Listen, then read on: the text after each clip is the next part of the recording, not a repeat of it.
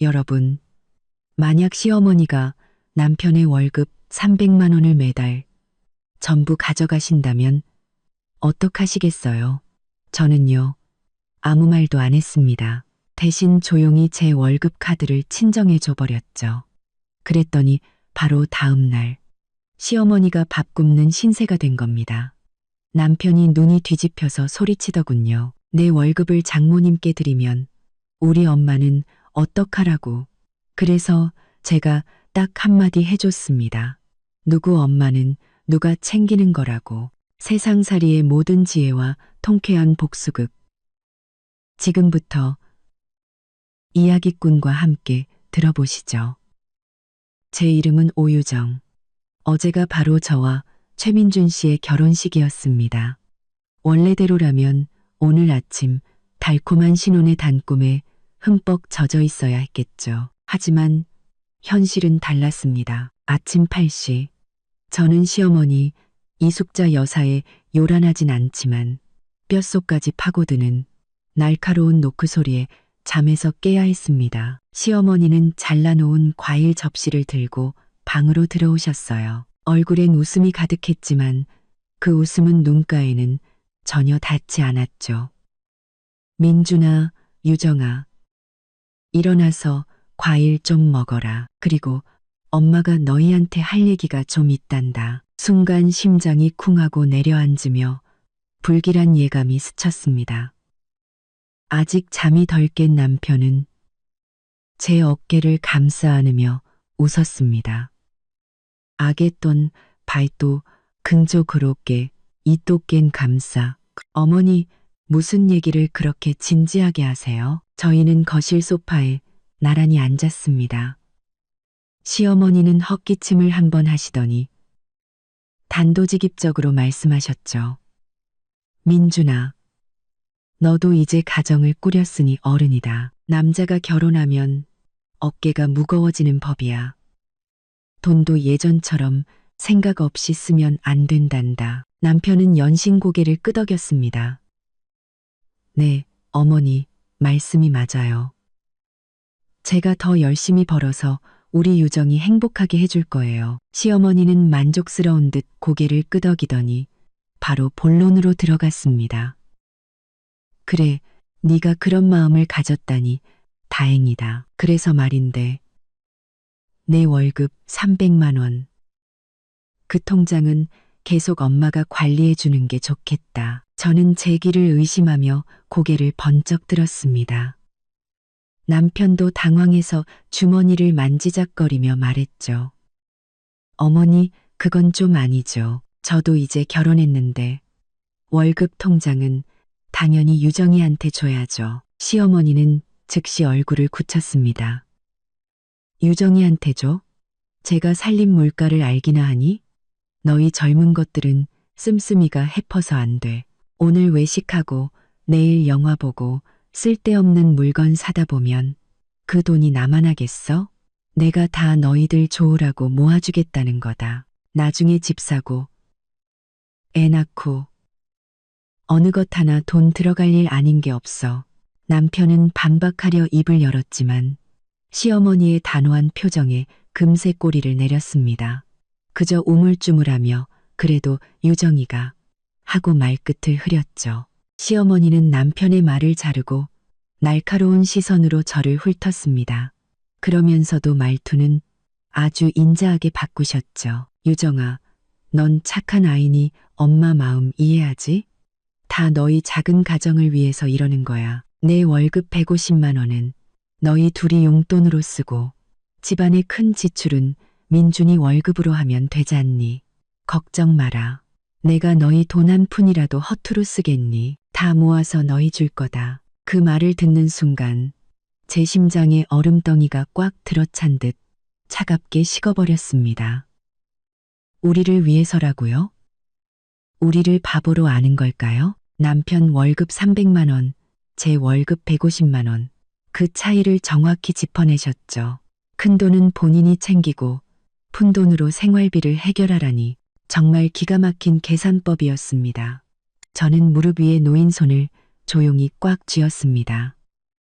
손톱이 손바닥을 파고들었지만 얼굴에는 세상에서 가장 온순한 미소를 띄었죠. 저는 시어머니를 보며 최대한 부드러운 목소리로 말했습니다. 어머니, 말씀이 맞아요. 어머님은 경험이 많으시니 저희 돈을 관리해 주시면 저희야 감사하죠. 저희가 함부로 쓰는 것보다 훨씬 낫겠어요. 민준 씨, 어서 통장 어머니께 드려요. 어머님 말씀 듣는 게 제일 좋아요. 남편은 제가 이렇게 순순히 동의할 줄 몰랐다는 듯 놀란 눈으로 저를 쳐다봤습니다. 시어머니도 잠시 멈칫하더니 이내 얼굴에 웃음꽃이 활짝 피었습니다. 어이구, 역시 우리 유정이가 사리분별이 밝아. 민준아, 네 아내 좀 봐라.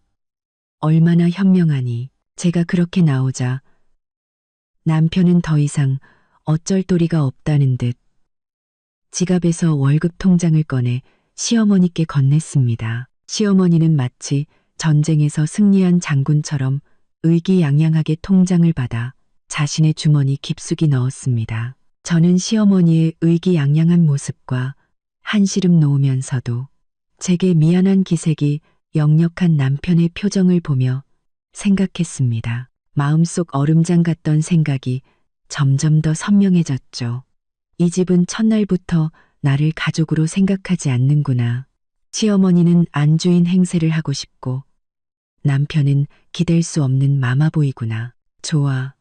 그렇게 나온다면 나도 맞춰주지. 정면으로 부딪히는 건 하수들이나 하는 짓. 때로는 침묵이 가장 강력한 무기가 되는 법입니다. 저는 옷깃을 정리하는 척 고개를 숙여 눈띠에 스치는 싸늘한 빛을 감췄습니다. 이숙자 여사님, 첫 판을 이겼다고 생각하시겠지만 천만에요. 인생은 길어요. 우리 두고 보자고요. 아드님 돈 300만 원은 가져가셔도 좋아요.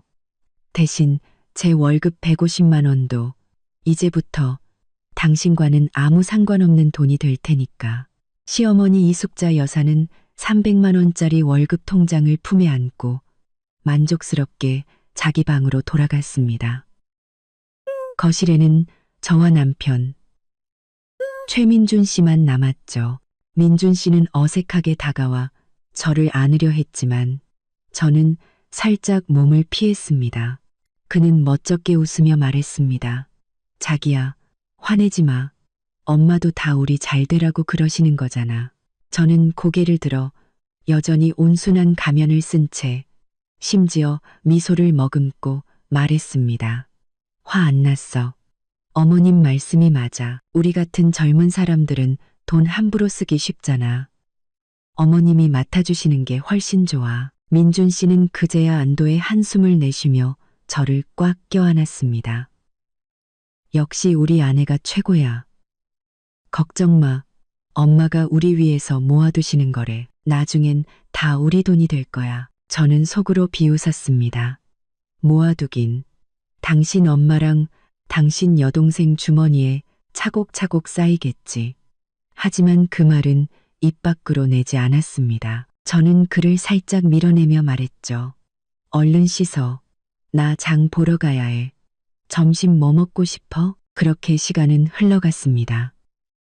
겉보기엔 아무 문제 없어 보였죠. 저는 매일 똑같이 출퇴근하며 세후 140만 원이 조금 넘는 월급을 받았습니다. 결혼 후 첫 월급날, 월급이 들어왔다는 문자 메시지를 받자마자 시어머니에게서 전화가 걸려왔습니다. 유정아, 월급 받았지? 민준이 월급은 내가 너희를 위해 잘 모아두고 있으니 이제부터 집에서 쓰는 식비, 공과금, 관리비는 전부 내 월급에서 내야 한다. 매달 100만 원씩 나한테 보내주렴. 생활비로 쓰게. 저는 전화기를 쥔 손에 힘이 들어갔습니다. 부하가 치밀어 올랐죠. 100만 원? 여기는 지방소도시라 세 식구 한 달 생활비는 아무리 많이 잡아도 60만 원이면 충분했습니다. 그런데 칼코 하자마자 100만 원이라니. 저는 화를 억누르며 최대한 빙징하게 말했습니다. 어머니, 100만 원은 좀 많은 것 같아요. 저희 세 사람 밥 먹는 게 전부잖아요. 시어머니는 즉시 목소리를 높였습니다. 뭐가 많아? 요즘 물가가 얼마나 비싼데. 식비만 생각하니? 집안 생필품은 돈 아니야? 가끔 손님이라도 오면 접대 안 해? 너는 어째 그렇게 푼돈에 연연하니? 민준이 월급 300만 원은 전부 널 위해 모아주고 있는데 말이야. 또 그 소리였습니다. 저는 깊게 숨을 들이쉬고 말했습니다. 네, 어머니, 알겠습니다. 바로 보내드릴게요. 전화를 끊고 저는 방금 통장에 찍힌 142만 원을 멍하니 바라봤습니다. 그리고 말없이 100만 원을 시어머니께 이체했죠. 당근 공과수입니다. 그리고 말없이 100만 원을 시어머니께 이체했죠. 남은 42만 원은 제 한 달 교통비, 통신비, 그리고 혹시 모를 친정의 비상금을 위한 돈이었습니다. 그날부터 저는 이 집의 완벽한 살림꾼이 되었습니다. 매일 퇴근 후에는 시장에 들러 장을 보고 집에 와서 밥을 하고 설거지를 했죠. 반면 시어머니는 아들 월급 300만 원을 손에 쥐고 매일 노래교실에 가거나 동네 아주머니들과 화투를 치거나 아니면 시누이인 최민화의 집에 놀러 가는 게 일상이었습니다. 그러고는 집에 와서 제가 사온 반찬이 신선하지 않다. 밥이 입맛에 맞지 않는다며 타박하기 일쑤였죠. 어느 날 밤 저는 야근 때문에 8시가 넘어 집에 도착했습니다. 지치고 배고픈 몸을 이끌고 문을 열자 시어머니와 남편이 소파에 앉아 TV를 보고 있었습니다. 테이블 위에는 배달 음식을 먹고 남은 용기들이 널려 있었죠. 남편은 저를 보자마자 불평을 늘어놓았습니다. 왜 이렇게 늦게 와? 배고파 죽는 줄 알았네. 엄마가 너 밥 해줄 때까지 기다리다가 속 쓰리다고 하셔서 그냥 배달시켜 먹었어. 시어머니는 저를 곁눈질하며 비꼬듯 말했습니다. 요즘 커리어우먼들은 참 바빠. 집안일은 뒷전이라니까. 내가 위장이 안 좋아서 배달 음식은 소화도 못 시키는데 건강에도 안 좋고 말이야. 저는 배달 음식 용기들을 보며 억울함과 분노가 머리끝까지 치솟았습니다. 죽어라 일하고 월급 대부분은 생활비로 바치고 집에 와서는 이들을 시중 들어야 했습니다. 조금 늦었다는 이유만으로 모든 게 제 탓이 되는 이 상황이 참을 수 없었죠. 하지만 저는 또 참았습니다. 억지 미소를 지으며 말했죠. 죄송해요, 어머니. 오늘 회사에 일이 많아서요. 제가 얼른 국수라도 한 그릇 끓여드릴게요. 배달 음식은 기름지니까 조금만 드세요. 저는 부엌으로 걸어 들어갔습니다. 수도꼭지에서 물이 쏟아지는 소리에 맞춰 제 눈물도 쏟아질 뻔했습니다. 힘든 것 때문이 아니었습니다. 마음이 너무 시려서였습니다. 내 남편 최민주는 자기 엄마가 저를 부려먹고 힘들게 하는 걸 뻔히 보면서도 제 편은커녕 함께 불평만 하고 있었습니다. 이곳은 제 집이 아니었습니다. 저는 그저 쥐꼬리만 한 월급을 받아서 돈까지 보태며 이 모자를 시중드는 공짜 가사도우미에 불과했습니다. 더 역겨웠던 건 시어머니가 시누이 최민아에게는 돈을 물쓰듯 쓴다는 사실이었습니다. 어느 날 저는 시어머니가 미나를 데리고 백화점에 가서 남편의 카드로 150만 원짜리 원피스를 눈 하나 깜짝 안 하고 사주는 것을 목격했습니다. 그래놓고 저에게는 몇백 원짜리 콩나물 값을 가지고 인색하게 굴었죠. 갓 결혼했을 때 가졌던 헛된 환상은 산산조각 났습니다. 저는 원래 제가 잘하면 언젠가는 진심이 통할 거라고 믿었습니다. 하지만 이제야 깨달았죠. 어떤 사람들에게 인내는 나약함의 증거일 뿐이고 헌신은 당연한 것으로 여겨진다는 것을요. 이대로는 살 수 없었습니다. 생활비 100만 원 좋습니다. 드리죠. 하지만 이 집은 더 이상 제게서 그 어떤 것도 얻어가지 못할 겁니다. 내 월급, 내 미래는 이제부터 내가 결정합니다. 시어머니 이숙자 여사는 저를 마음대로 주무를 수 있는 말랑한 홍시쯤으로 여겼고, 저 또한 그녀의 바람대로 순종적인 며느리 역할을 충실히 해냈습니다. 매일 퇴근하면 칼같이 집에 와서 저녁을 차렸고, 매달 일일이 되면 100만 원의 생활비를 꼬박꼬박 이체했죠. 그 외에는 한마디도 묻지 않았습니다. 남편 최민준도 이런 생활에 완전히 익숙해진 듯 했습니다. 그는 어머니가 경제권을 쥐고 있으니 마음 편했고, 제가 집안일을 도맡아 하니 몸이 편했죠. 가끔 기분이 좋으면 몇만 원짜리 작은 선물을 사와서는 으스대며 말했습니다. 봐, 남편이 자기한테 잘하지?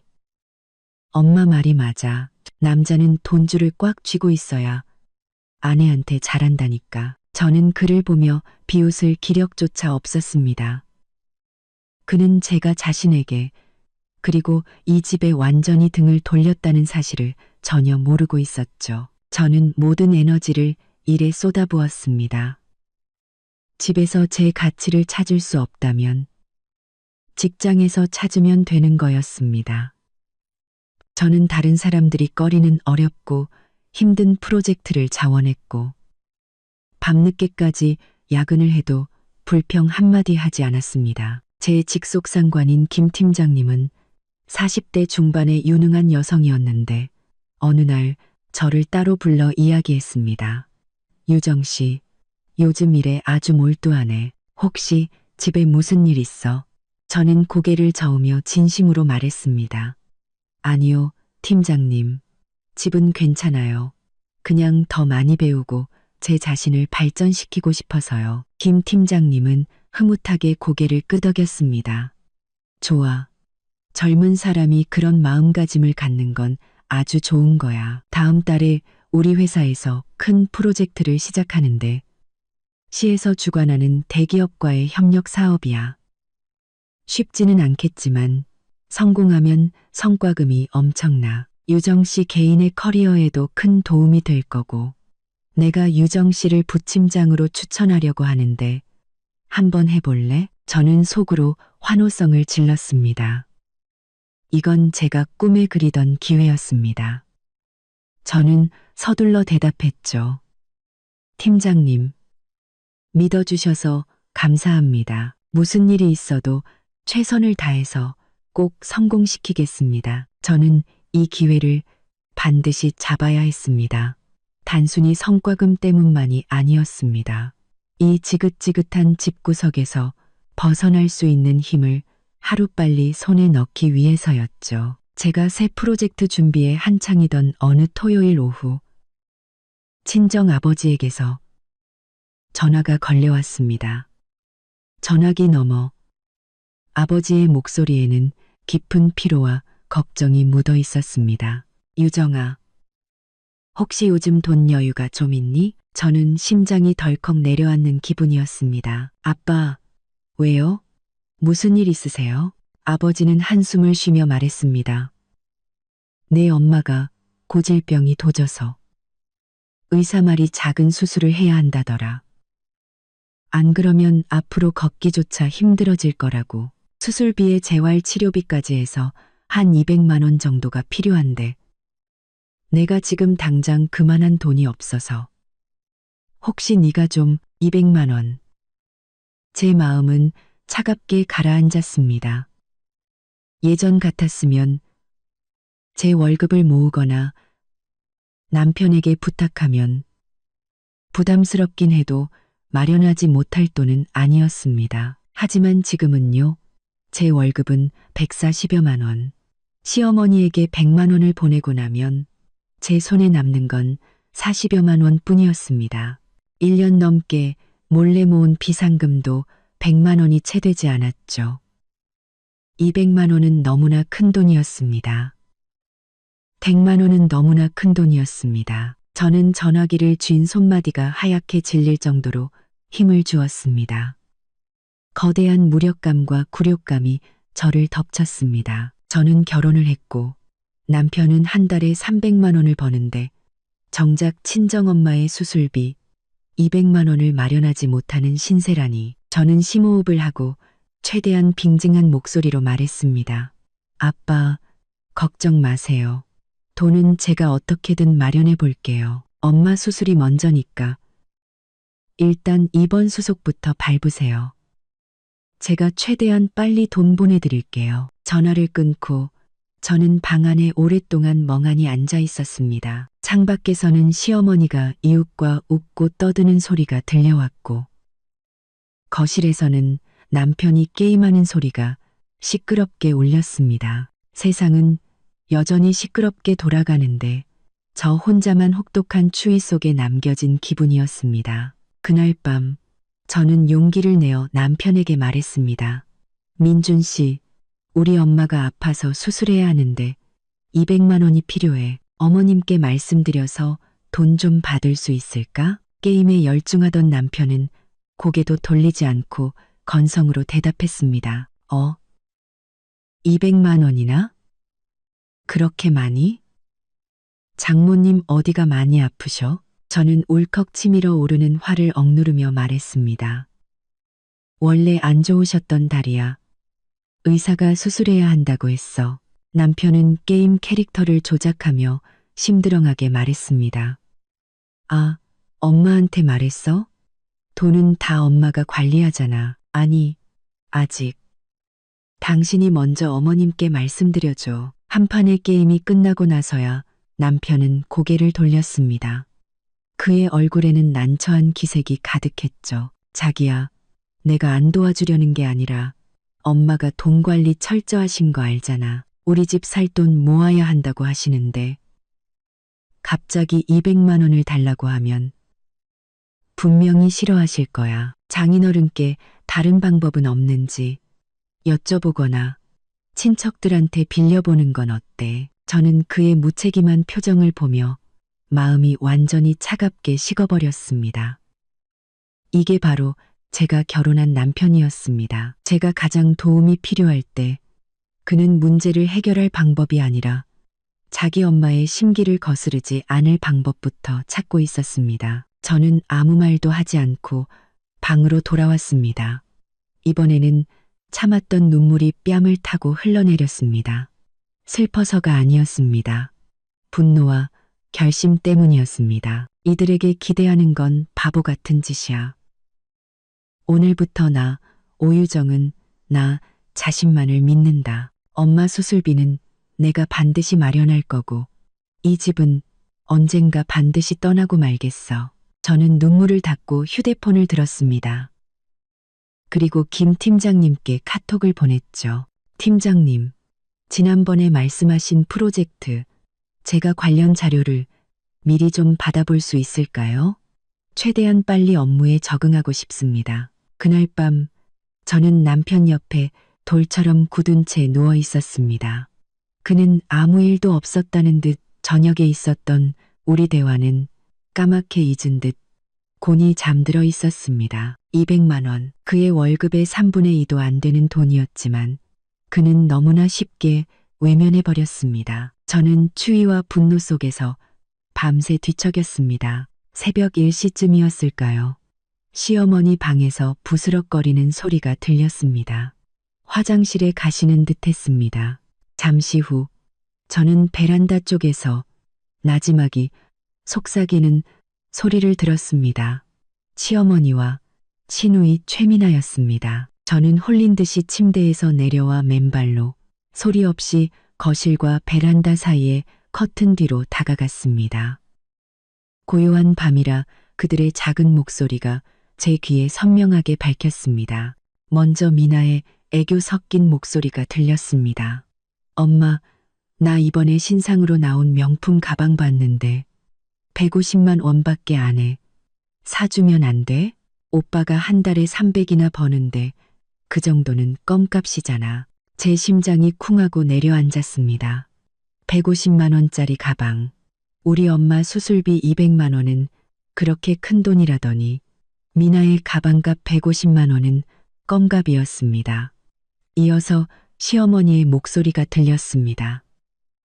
자랑스러움이 가득 담긴 목소리였죠.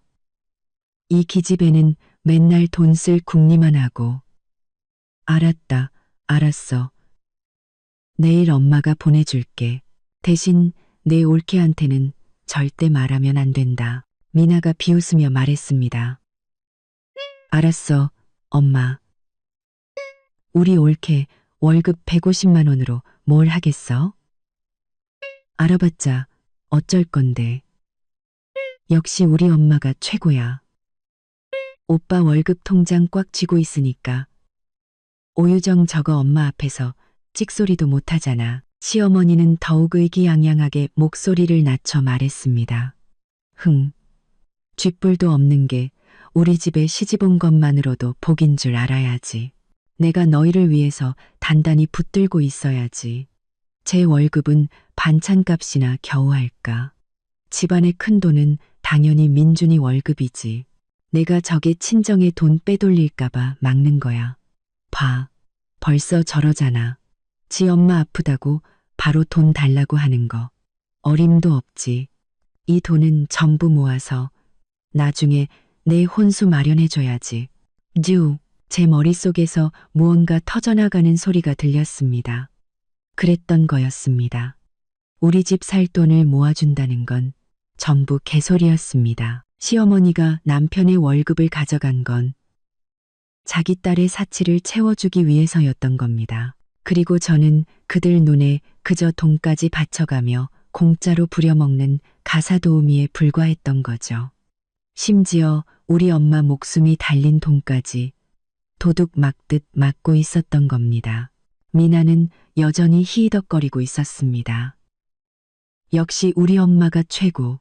나중에 내가 돈 많은 남자한테 시집가서 호강시켜줄게. 저는 입술을 깨물었습니다. 입안에서 비릿한 피맛이 느껴졌습니다.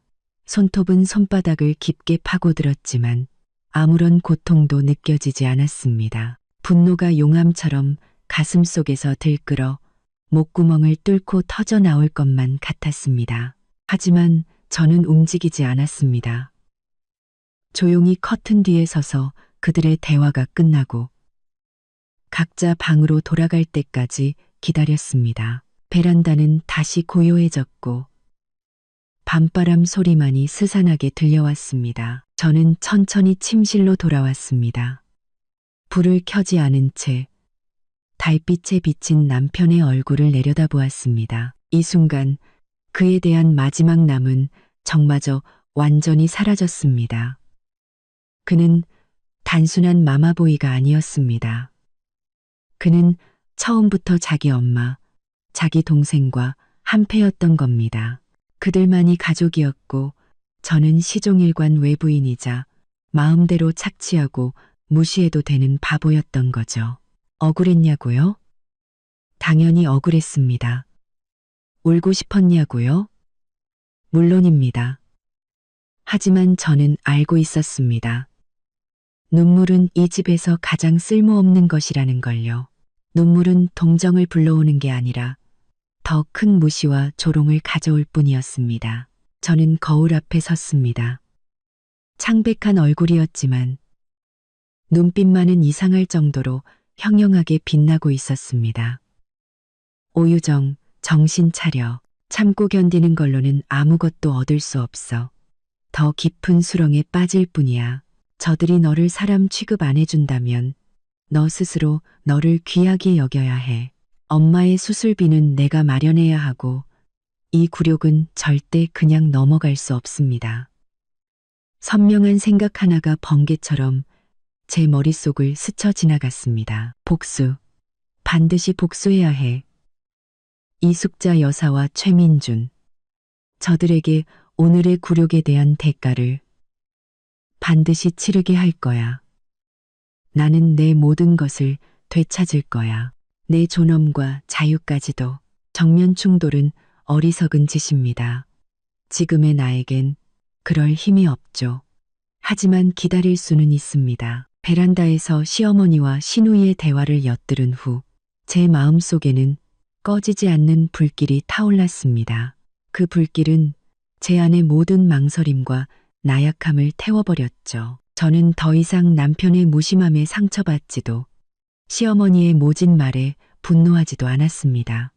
그 모든 감정을 원동력으로 바꿨습니다. 김 팀장님이 제안한 프로젝트는 제게 구명줄과도 같았습니다. 저는 거의 모든 여가 시간을 그 프로젝트에 쏟아부었습니다. 낮에는 회사에서 일상 업무를 최대한 빨리 처리하고 남는 시간에는 프로젝트 자료를 분석하고 시장 조사를 했죠. 밤에는 집에 돌아와 집안일을 마치고 시어머니와 남편이 잠든 후에 노트북을 켜고 새벽까지 일했습니다. 남편은 가끔 불평을 늘어놓았습니다. 너 요즘 왜 그래?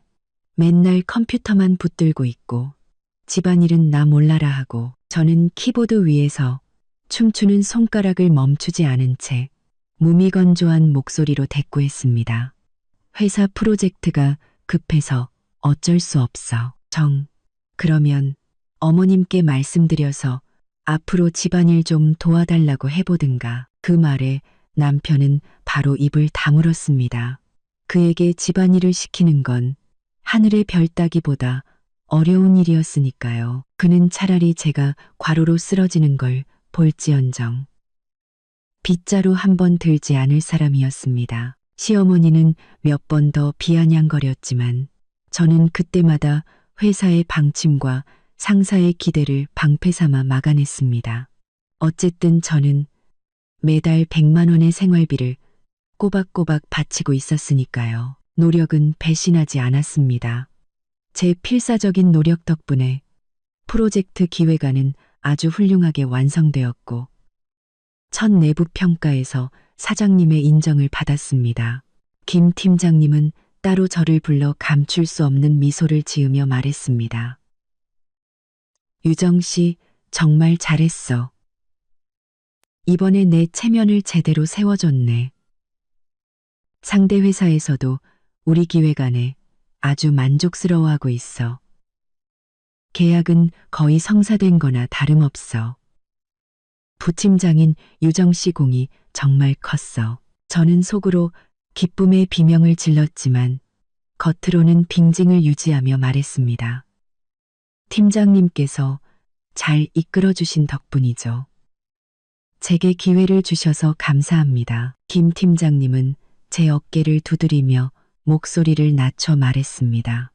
겸손은 회사 규정상 이런 대형 프로젝트를 성공시키면 핵심 멤버들에게 특별 성과금이 지급돼. 내가 유정 씨를 위해 힘 좀 썼는데 아마 이 정도는 받을 수 있을 거야. 팀장님은 손가락으로 조용히 숫자를 만들어 보였습니다.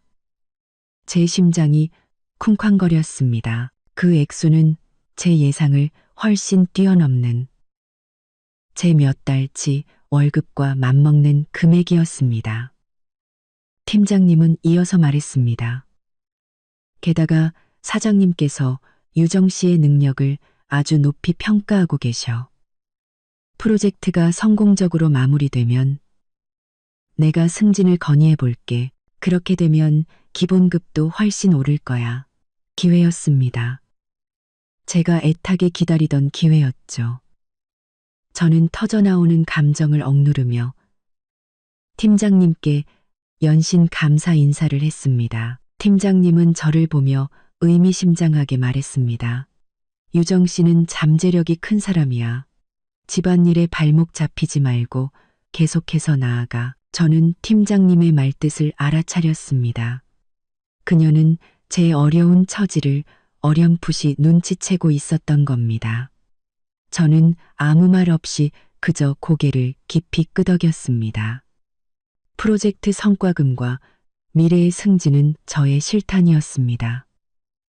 하지만 이 실탄을 어떻게 안전하게 보관하느냐가 문제였죠. 제 수입이 늘었다는 사실을 저들에게 절대로 들켜서는 안 됐습니다. 저는 즉시 행동에 옮겼습니다.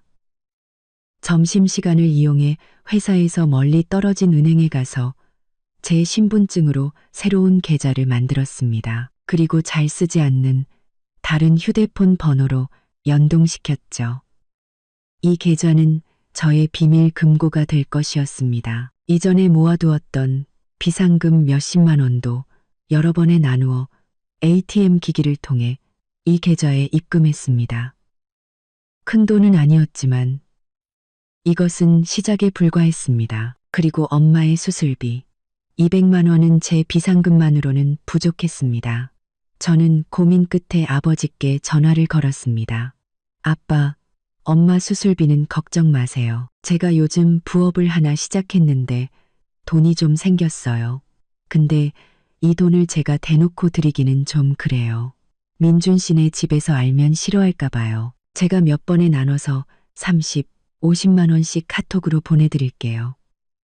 받으시는 대로 병원비 내시고 절대 티 내시면 안 돼요. 전화기 너머 아버지는 한동안 말이 없으시다가 목이 맨 목소리로 말했습니다. 유정아, 아빠가 못나서 너를 고생시키는구나. 아빠, 무슨 그런 말씀을 하세요. 우린 가족이잖아요. 엄마 잘 보살펴주세요. 돈은 제가 해결할게요. 전화를 끊자 마음 한편이 시큰했지만 동시에 책임감과 힘이 솟아나는 것을 느꼈습니다. 내 가족을 지키기 위해 저는 더 강해져야만 했습니다. 그날부터 저는 더욱 필사적으로 일에 매달렸습니다. 프로젝트의 모든 세부 사항을 완벽하게 처리하며 성과금과 승진을 확실하게 제 것으로 만들기 위해 노력했습니다. 동시에 저는 시어머니의 씀씀이를 더욱 유심히 관찰하며 제 마음속의 장부에 차곡차곡 기록해 나갔습니다. 손꼽아 기다리던 그날이 왔습니다.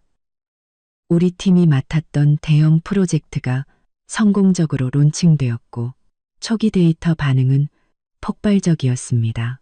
클라이언트 측은 대만족했고 회사에서는 연일 저희 팀을 칭찬했죠. 그날 오후 김 팀장님이 저를 사무실로 불렀습니다. 그녀는 문을 닫고는 감출 수 없는 미소를 지으며 말했습니다. 유정 씨, 축하해. 승진 발령이 났어. 다음 달부터 정식 프로젝트 팀장이야. 기본급도 이만큼 오를 거고. 팀장님은 또다시 손으로 숫자를 만들어 보였는데 제 예상보다도 높은 액수였습니다. 이어서 그녀는 두툼한 봉투를 제게 건넸습니다. 그리고 이건 프로젝트 성과금. 이번엔 현금으로 지급됐어. 여기 사인해. 저는 묵직한 봉투를 받아들었습니다. 손끝이 미세하게 떨렸습니다. 흥분 때문이 아니었습니다. 드디어 때가 왔다는 안도감 때문이었죠. 저는 수령 확인서에 또박또박 제 이름을 적고 팀장님께 깊이 허리를 숙여 인사했습니다. 팀장님, 정말 감사합니다. 팀장님은 손을 저으며 진심으로 말했습니다. 유정 씨가 노력해서 얻은 결과야. 앞으로도 잘해봐. 유정 씨 앞날은 창창할 거야. 그녀는 잠시 말을 멈추고는 목소리를 낮춰 덧붙였습니다. 그리고 재물은 남에게 드러내는 게 아니야.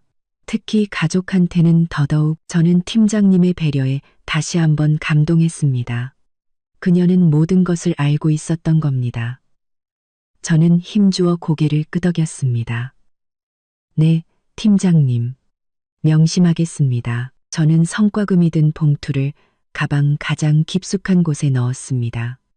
심장 박동이 안정되는 것을 느꼈습니다. 이 돈과 승진으로 오를 월급 덕분에 제 비밀 계좌는 더 이상 졸졸 흐르는 시냇물이 아니라 거대한 힘을 가진 강물이 될 것이었습니다. 다음 날 저는 그 멀리 떨어진 은행에 가서 성과금의 대부분을 비밀 계좌에 입금했습니다. 통장 잔고에 찍힌 숫자를 보며 저는 이 도시에서 처음으로 안정감을 느꼈습니다. 그리고 월급날 휴대폰 문자 알림이 울렸습니다. 확인해 보니 월급이 정말로 인상되어 있었습니다.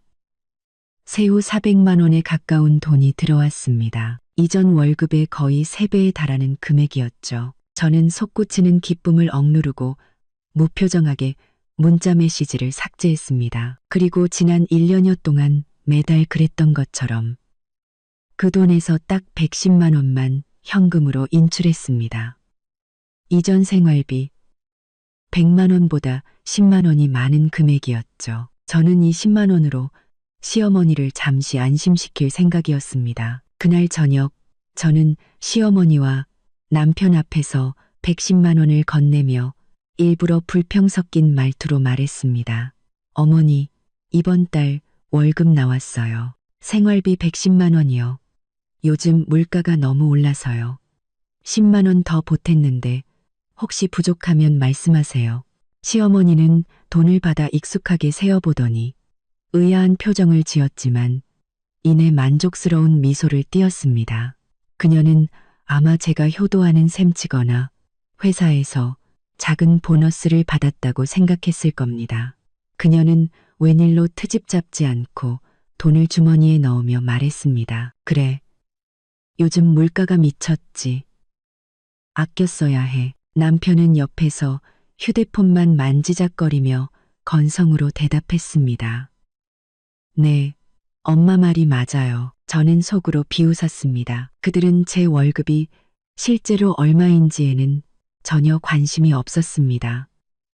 제가 정해진 금액만 꼬박꼬박 바치면 모든 것이 정상이라고 생각하는 사람들이었죠. 남편의 월급 300만 원은 그들 모녀의 사치와 미래 계획을 위해 쓰이고 제 월급 400만 원 중 110만 원을 제외한 나머지 290만 원은 오롯이 저의 미래와 복수를 위해 쓰일 것이었습니다. 제 삶에 미묘한 변화가 생기기 시작했습니다. 저는 여전히 장을 보고 밥을 했지만 저를 위한 과일이나 영양제를 살 때는 더 이상 망설이지 않았습니다. 그럼 여전히 버스로 출퇴근했지만 야근이 늦어질 때는 망설임 없이 택시를 타고는 시어머니에게 회사 경비로 처리했다고 둘러댔습니다. 저는 제 자신을 위해 질 좋은 옷과 화장품을 사기 시작했습니다. 하지만 모두 회사에 두고 퇴근 전에는 낡은 옷으로 갈아입었죠. 시어머니는 무언가 달라진 것을 느꼈는지 어느 날 제 얼굴을 빤히 쳐다보며 말했습니다. 유정아, 너 요즘 얼굴이 폈다. 저는 태연하게 대답했습니다. 그런가요? 요즘 일이 힘들어서 그런지 오히려 피곤해 보여야 정상인데 그녀는 반신반의했지만 더 이상 묻지는 않았습니다. 그녀의 눈에 저는 여전히 월급 150만 원을 받아 자기 눈치를 보는 어린 며느리에 불과했으니까요. 이런 은밀한 이중 생활은 이 집에서 처음으로 제가 상황을 통제하고 있다는 짜릿한 쾌감을 안겨주었습니다. 저는 경제적으로 완전히 독립했고 더 이상 그들의 눈치를 볼 필요가 없었습니다. 엄마의 수술은 성공적이었고 회복도 빨랐습니다.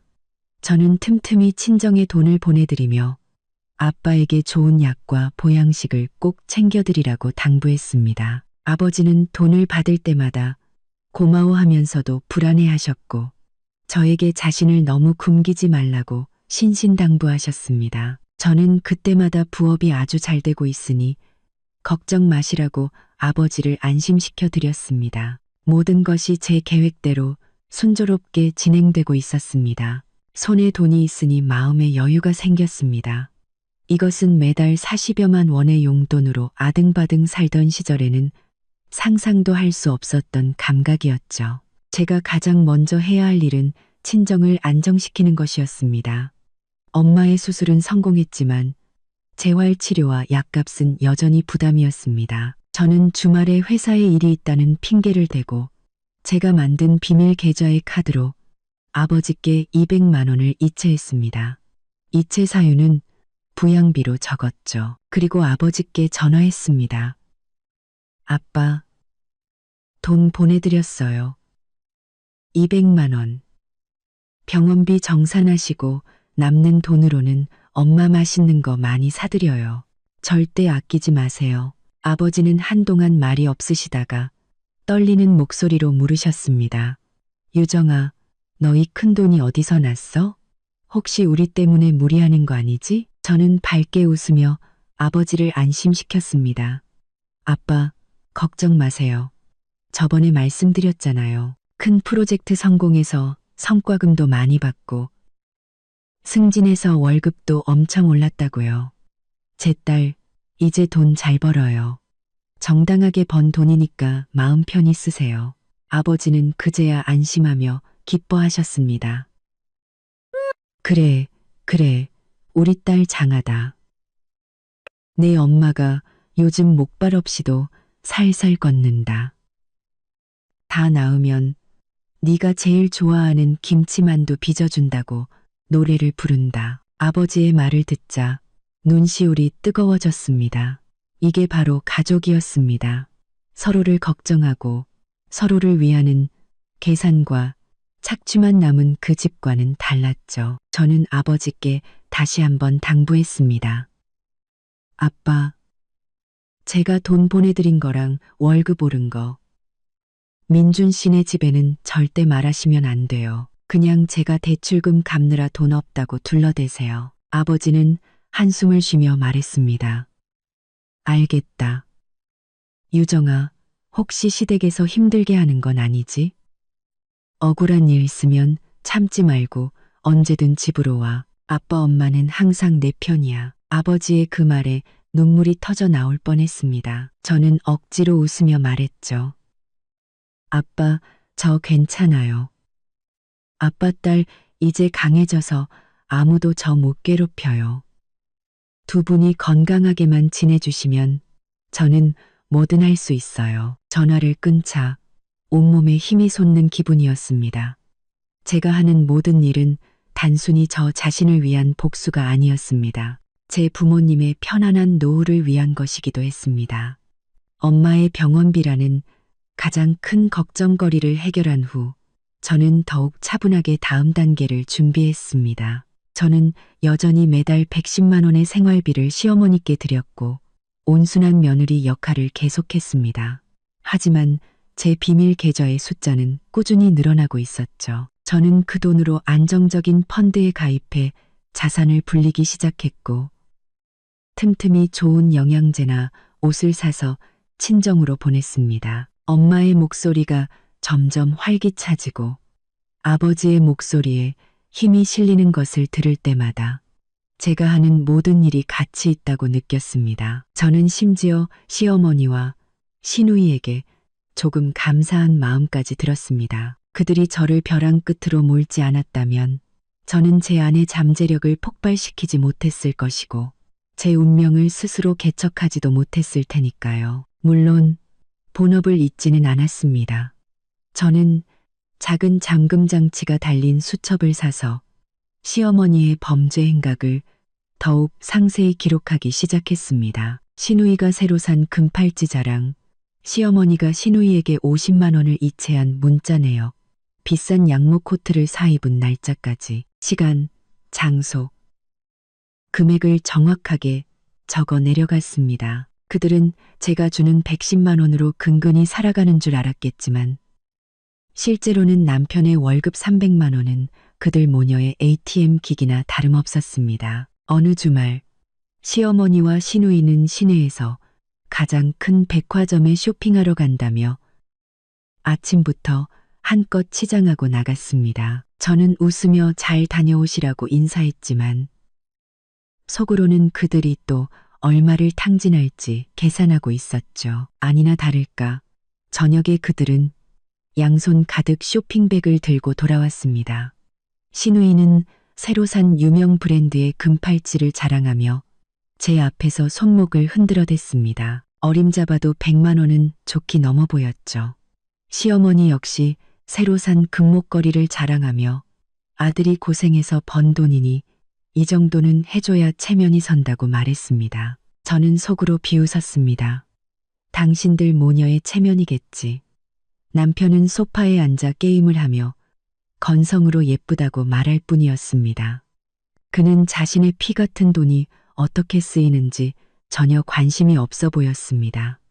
아니, 어쩌면 당연하게 생각하고 있는지도 몰랐죠. 저는 그 모든 것을 제 작은 수첩에 꼼꼼히 기록했습니다. 10월 8일 시누이 금팔찌 약 150만 원. 10월 15일 시어머니 금목걸이 약 80만 원. 10월 22일 시어머니 명품 코트 약 100만 원. 10월 30일 최신형 휴대폰 교체 약 120만 원. 랭. 그리고 저는요. 저는 여전히 낡은 옷을 입고 버벅거리는 싸구려 휴대폰을 쓰며 매달 110만 원을 이 집의 생활비로 바치고 있었습니다. 정말이지 기가 막힌 희극이었습니다. 하지만 저는 화나지 않았습니다. 오히려 조금 흥분되기까지 했죠.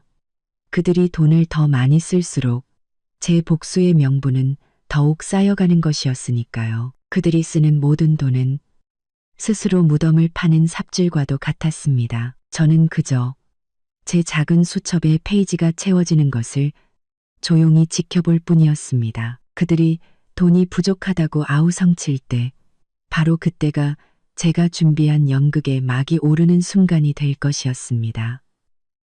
그들이 돈이 부족하다고 아우성칠 때 시간은 흘러 엄마의 건강은 완전히 회복되었습니다. 제 비밀 계좌의 잔고 또한 엄마의 건강처럼 아주 건강해졌죠.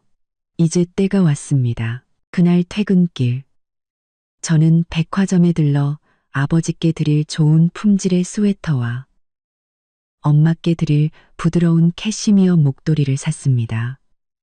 퇴근길 부모님의 기뻐하시는 모습을 상상하자 제 마음은 따뜻함과 동시에 결연함으로 가득 찼습니다. 집에 돌아오니 풍경은 여전했습니다. 시어머니는 소파에 앉아 TV를 보며 과자를 먹고 있었고 남편은 방에서 게임 소리를 울리고 있었죠. 부엌은 텅 비어 있었습니다. 제가 밥을 해주기만을 기다리고 있는 것이었습니다. 저는 속으로 차갑게 웃었습니다. 이런 날도 오늘이 마지막이야. 그리고 다음 달 월급날. 저는 통장에 찍힌 400만 원에 가까운 숫자를 보고도 아무런 감흥이 없었습니다.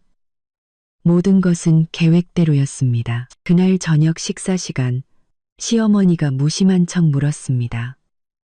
유정아, 내일 생활비 주는 날이지?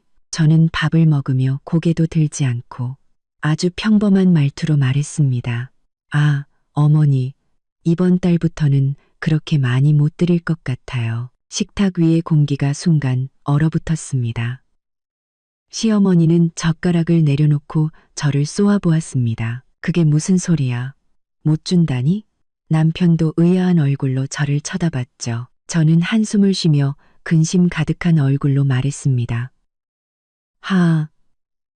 저희 회사 사정이 안 좋아져서요. 지난달부터 감원이다. 임금 삭감이다. 소문이 돌더니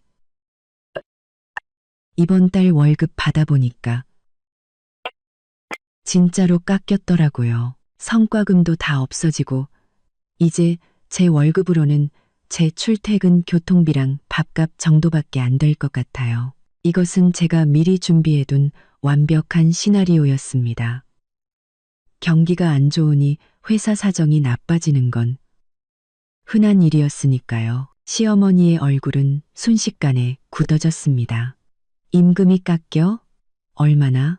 그래서 얼마 받는데? 저는 울상을 지으며 말했습니다. 세금이랑 사대보험 떼고 나니까 한 80만 원 정도 되는 것 같아요. 어머님, 생활비 110만 원은 정말 못 드려요. 앞으로 집안 살림은 민준 씨 월급에서 좀 써야 할 것 같아요. 저는 화살을 정확하게 남편에게 그리고 시어머니가 쥐고 있는 300만 원에게 돌렸습니다. 그건 안 되지. 시어머니는 꼬리를 밟힌 고양이처럼 소리쳤습니다. 민준이 돈은 집 살 돈이야. 어떻게 그걸 써? 네 월급이 80만 원이면 그래도 생활비로 50만 원은 내야지. 저는 속으로 비웃으며 겉으로는 난처한 표정을 지었습니다. 어머니, 80만 원에서 제 교통비, 식비 빼면 30만 원도 안 남아요. 저도 비상금은 좀 있어야죠. 혹시 친정에 무슨 일이라도 생기면 어떡해요? 이번 달은 제가 정말 최대한 쥐어짜서 20만 원 드릴게요. 달은 치워짜서 20만 원 드릴게요. 저도 비상금은, 저도 비상금은, 저도 비상금은, 저도 비상금은 20만 원. 시어머니의 목소리가 한 옥타브 올라갔습니다. 20만 원으로 뭘 하라고. 쌀값도 안 나오겠다. 오유정, 너 일부러 이러는 거지? 돈 내기 싫으니까. 남편도 끼어들었습니다. 유정아, 회사에서 정말 그렇게 많이 깎았어? 내가 내일 우리 회사에 자리 없나 한번 알아봐 줄까? 저는 그를 보며 속으로 코웃음 쳤습니다. 이제 와서? 저는 고개를 저으며 가여운 척 말했습니다. 아니야, 요즘 다들 힘들어. 어머니 20만 원이라도 받으시려면 내일 드릴게요. 그것도 싫으시면 저도 어쩔 수 없어요. 그 말을 끝으로 저는 그들의 험악한 얼굴을 무시하고 남은 밥을 빨리 먹고는 설거지를 하러 부엌으로 들어갔습니다. 저는 알고 있었습니다. 이것은 폭풍의 시작에 불과하다는 것을. 시어머니는 아들의 집 살 돈에 절대 손대려 하지 않을 것이고 어떻게든 저에게서 돈을 뜯어내려 할 것이었습니다. 하지만 저는 이미 결심했습니다. 단 한 푼도 더 내주지 않겠다고.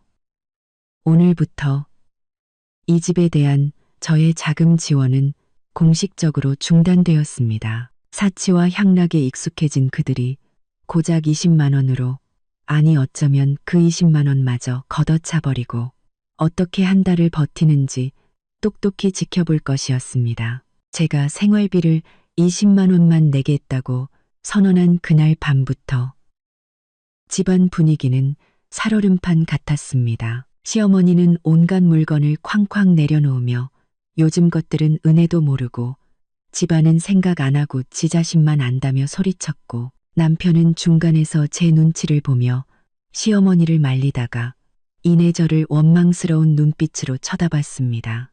저는 그 모든 것을 무시하고 방으로 들어가 문을 잠갔습니다. 다음 날은 토요일이었습니다. 저는 일부러 늦잠을 자고 일어났습니다. 예상대로 부엌은 텅 비어 있었고 시어머니는 소파에 앉아 뚱한 표정으로 저를 노려봤습니다. 저는 그녀를 무시하고 물 한 잔을 따라 마셨습니다. 시어머니는 결국 참지 못하고 쏘아붙였습니다. 지금이 몇 시인데 아직 아침밥도 안 해. 온 식구가 굶어 죽는 꼴을 봐야겠어. 저는 천천히 물을 마시고는 아무것도 모른다는 순진한 얼굴로 말했습니다.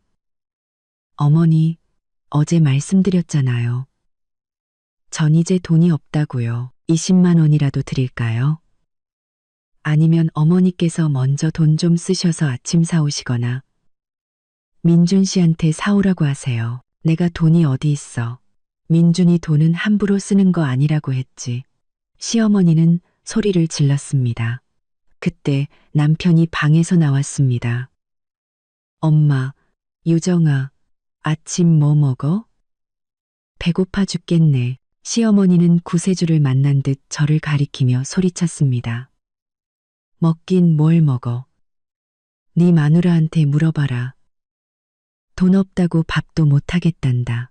남편은 인상을 쓰며 저를 다그쳤습니다. 유정아, 왜 그래? 정말 돈 한 푼도 안 낼 거야. 엄마 굶어서 쓰러지시면 어떡해. 저는 그의 뻔뻔한 얼굴을 보며 차갑게 대꾸했습니다. 최민준 씨, 어제 분명히 말했어. 내 월급은 80만 원으로 줄었고 내 생활비 쓰기도 벅차다고. 밥 먹는 문제. 당신은 월급 300만 원이나 벌고 어머님 손에 당신 통장이 있는데 아침밥 하나 못 사 먹을 정도로 가난해? 왜 하필 내 80만 원에 목숨을 거는 건데? 남편은 제 말에 얼굴이 벌개졌지만 아무런 대꾸도 하지 못했습니다. 그는 제가 이렇게 논리적으로 반박할 줄은 상상도 못했을 겁니다. 시어머니는 분노에 차서 소리쳤습니다. 그래, 잘났다. 너 밥 안 할 거지? 그럼 우리도 안 먹어. 네가 언제까지 버티나 보자. 시어머니는 방으로 들어가 문을 쾅 닫아버렸고 남편도 짜증을 내며 자기 방으로 돌아가 게임을 시작했습니다. 저는 어깨를 으쓱하고는 밖으로 나가 따뜻한 만둣국을 사 먹고 저 혼자 먹을 과일과 요거트만 사서 집으로 돌아왔습니다. 그날 하루 종일 그들 모자는 방 밖으로 나오지 않았습니다. 저녁이 되어 제가 또 밥을 먹으러 나가려고 하자 굶주림에 지친 시어머니가 뛰쳐나와 저를 막아섰습니다. 오유정, 너 눈에 이 집이 보이기는 하니? 너랑 내 남편은 하루 종일 굶었는데 너 혼자만 밥 먹으러 나가? 저는 문 앞에 서서 빙징하게 그녀를 바라보며 말했습니다. 어머니, 왜 굶으세요? 어머님 손에 민준 씨 월급 300만 원 통장이 있잖아요. 배달 음식이든 식당이든 돈만 있으면 밥 먹을 곳은 널렸는데 왜 굳이 굶고 계세요? 건강에 해로워요. 시어머니는 제 말에 얼굴이 파랗게 질렸습니다. 아들의 집 살 돈을 쓰기 아까워서 혹은 그 돈을 이미 딸에게 주느라 다 써버렸다고는 차마 말하지 못하는 것 같았습니다. 그때 남편도 뛰쳐나와 제게 소리쳤습니다. 오유정, 장난 그만하고 당장 밥 차려. 저는 그들 모자를 차례로 쳐다보며 제 계획이 순조롭게 진행되고 있다는 쾌감을 느꼈습니다. 그리고 차갑게 말했죠. 돈 없으면 밥 못 차려. 돈 있는 사람이 알아서 해결해. 난 내 몸 챙기러 가야겠어. 아파도 병원비 대줄 사람 없으니까. 저는 그 말을 남기고 그들 모자에 저주 섞인 고함을 뒤로 한 채 문을 나섰습니다. 제가 저녁을 먹고 공원에서 산책까지 마친 후 집에 돌아왔을 때 거실은 싸늘한 기운으로 가득 차 있었습니다. 시어머니는 소파에 쓰러져 앓는 소리를 내고 있었고 남편은 핏발 선눈으로 저를 노려보고 있었습니다. 오유정, 너 어디 갔다 이제 와. 저는 태연하게 물을 마시며 대답했습니다. 밥 먹고 왔지. 집에는 밥이 없으니까. 남편은 제게 달려와 소리쳤습니다. 네가 사람이냐? 엄마가 굶어서 쓰러지기 일보 직전인데. 저는 소파에 누운 시어머니를 곁눈질하며 말했습니다. 저 혈당인가 보네. 내 가방에 초콜릿 있는데 하나 드릴까? 헛소리 집어치워. 내 월급 도대체 어떻게 된 거야? 왜 생활비를 안 내는 거냐고. 솔직히 말해.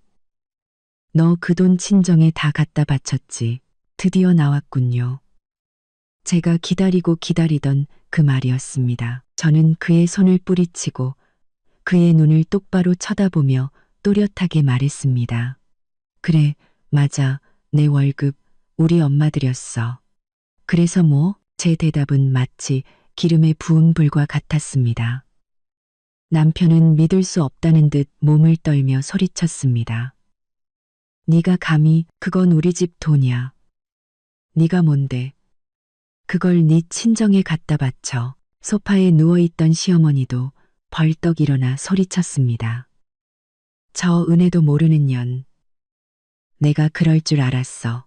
우리 집 돈 빼돌려서 그거지 같은 친정배 채워주고 있었던 거야. 저는 그들의 추악한 본 모습을 보며 비웃었습니다. 남편은 제 얼굴에 침을 튀기며 악을 썼습니다. 네 월급 전부 장모님 드린 거지? 당장 다시 받아와. 안 그러면 너랑 나 끝이야. 저는 그를 보며 차갑게 웃었습니다. 최민준, 똑똑히 들어. 그건 내 돈이야.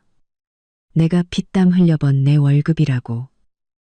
내 돈을 누구에게 주든 그건 내 자유야. 당신 엄마한테 주는 건 내 호의였고 이젠 그 호의를 베풀고 싶지 않아졌어. 알겠어? 남편은 이성을 잃고 소리쳤습니다. 개소리 집어치워. 네가 우리 집에 시집 왔으면 네 돈도 우리 집 돈이야. 네가 네 엄마 챙기면 우리 엄마는 어떡하라고. 우리 엄마는 굶어 죽으라는 소리야. 바로 그 말이었습니다. 제가 그토록 기다렸던 말이었습니다. 저는 한 걸음 다가가 얼음장처럼 차갑고 단단한 목소리로 거실 전체에 울려 퍼지도록 또렷하게 말했습니다. 누구 엄마는 누가 챙기는 거라고. 그 6글자에 거실의 모든 소음이 멎었습니다. 남편도 시어머니도 충격에 빠져 저를 멍하니 쳐다봤습니다. 저는 그 틈을 놓치지 않고 지난 1년간의 모든 울분을 터뜨렸습니다. 최민준, 똑똑히 들어.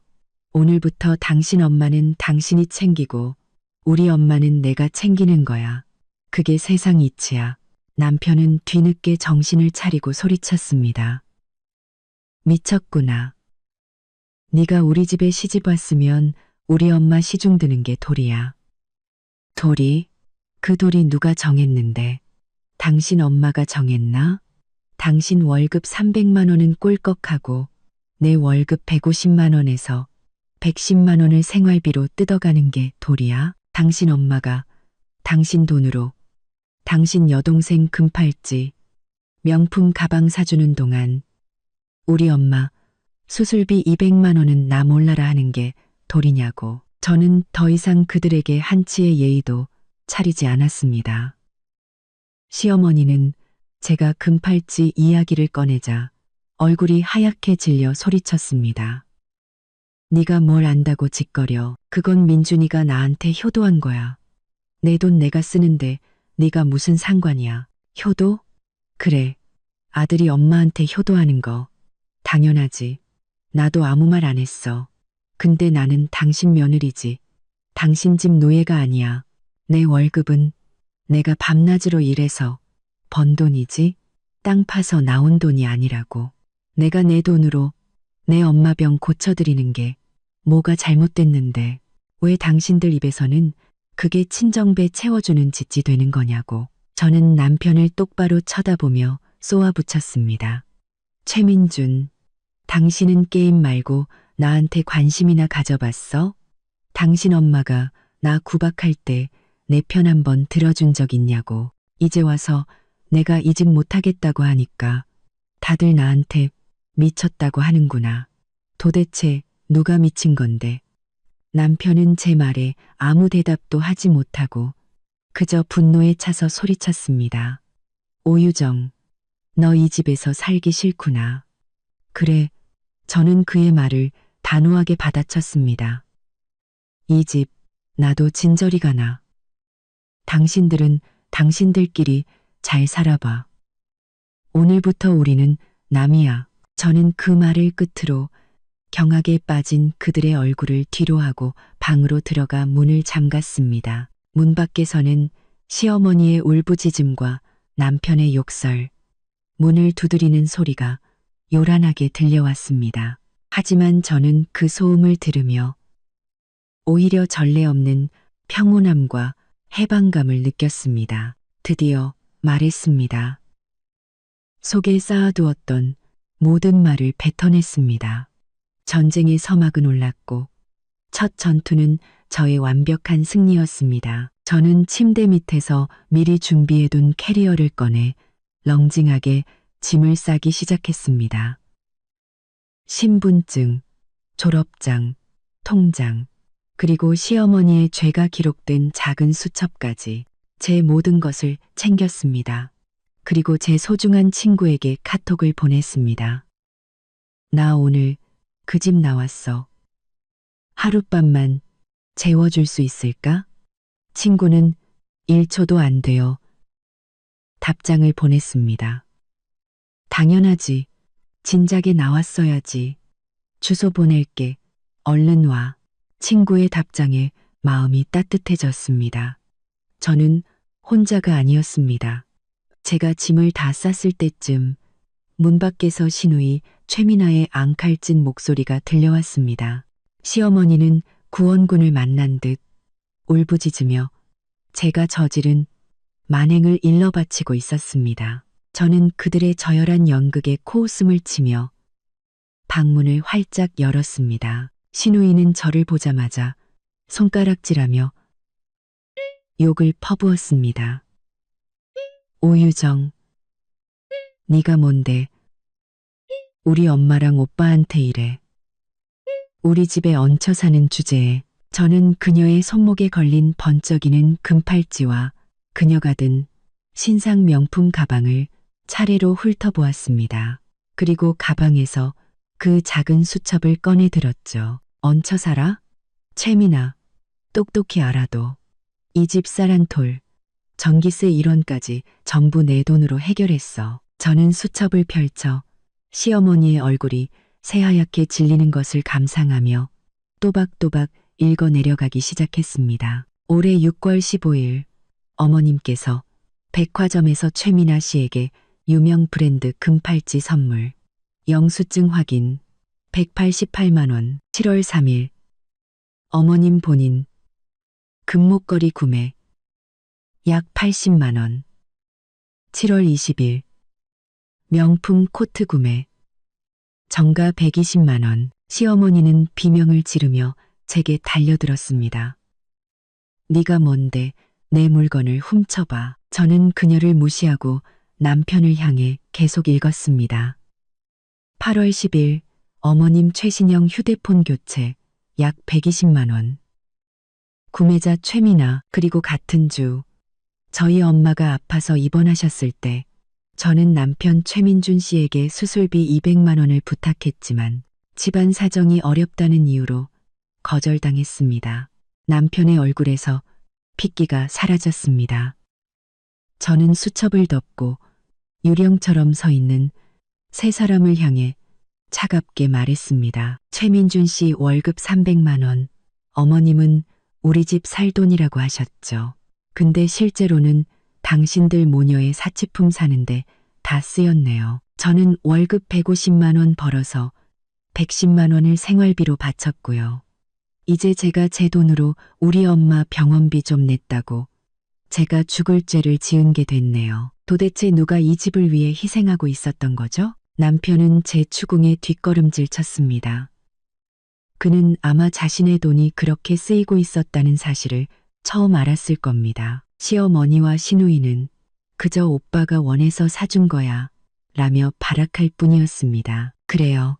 저는 외부인이죠. 저는 목소리를 높여 단호하게 선언했습니다. 그러니까 오늘부터 당신들 가족끼린 당신들끼리 알아서 하세요. 최민준 씨가 당신 엄마 부양하는 거 당연한 일이고 최미나 씨가 당신 오빠랑 엄마한테 돈 받는 것도 당연한 일이겠죠.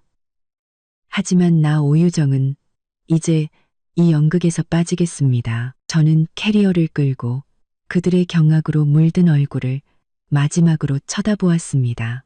그리고 남편의 얼굴에 시선을 고정하고 한 글자 한 글자 힘주어 말했습니다. 이혼해.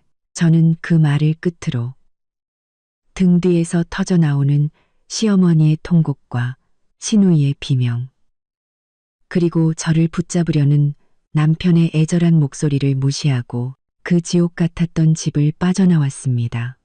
복도의 센서등이 제 발걸음에 맞춰 하나씩 켜졌습니다. 마치 제 앞날을 밝혀주는 것 같았죠. 등 뒤는 아수라장이었지만 제 앞에는 새로운 인생이 펼쳐져 있었습니다. 이 작은 수첩은 제 과거를 끊어내고 미래로 나아가는 가장 날카로운 칼이 되어 주었습니다. 그 집을 나온 후 제 삶은 180도 달라졌습니다. 친구의 도움으로 작은 원룸을 얻어 독립했고 곧바로 이혼 전문 변호사를 선임했죠. 제 작은 수첩은 법정에서 엄청난 위력을 발휘했습니다. 시어머니의 발악과 남편의 뒤늦은 후회에도 불구하고 법원은 제 손을 들어주었습니다. 저는 위자료와 재산 분할로 꽤 큰 돈을 받게 되었습니다. 저는 그 돈으로 부모님께 엘리베이터가 있는 새 아파트를 사드렸습니다.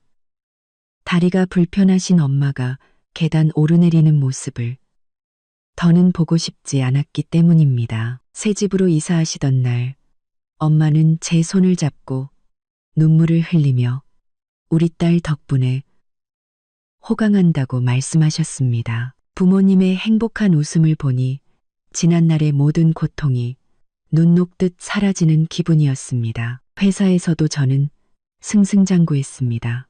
가정이라는 족쇄에서 벗어나자 일에 더욱 집중할 수 있었고 얼마 지나지 않아 부서에서 가장 젊은 팀장이 되었습니다. 월급은 이전과는 비교도 할 수 없을 만큼 올랐죠. 저는 작은 차를 한 대 사서 주말마다 부모님을 모시고 근교로 나들이를 갔습니다. 반면 그들의 소식은 간간히 들려왔습니다. 제가 받은 위자료 때문에 시어머니는 화병으로 몸져 누웠고 남편은 스트레스로 회사에서 큰 실수를 저질러 좌천되었다고 합니다. 시누이는 더 이상 돈을 대줄 사람이 없자 오빠와 엄마를 원망하며 매일같이 싸운다고 들었습니다. 그들은 서로를 탓하며 끝없는 불행의 늪으로 빠져들고 있었습니다. 그 소식을 전해 들어도 제 마음에는 아무런 감흥이 없었습니다. 이혼한 지 1년이 지난 어느 주말 오후, 저는 부모님을 모시고 집으로 돌아오는 길이었습니다. 신호 대기에 걸려 차를 세웠을 때 저는 버스 정류장에서 낯익은 인형을 발견했습니다. 남편, 최민준이었습니다. 그는 낡고 구겨진 양복을 입고 초점 없는 눈으로 버스를 기다리고 있었습니다. 몇 년은 더 늙어 보였죠. 초록불이 켜지고 저는 망설임 없이 엑셀을 밟았습니다. 백미러 속 그의 모습은 점점 작아지다가 이내 사라졌습니다.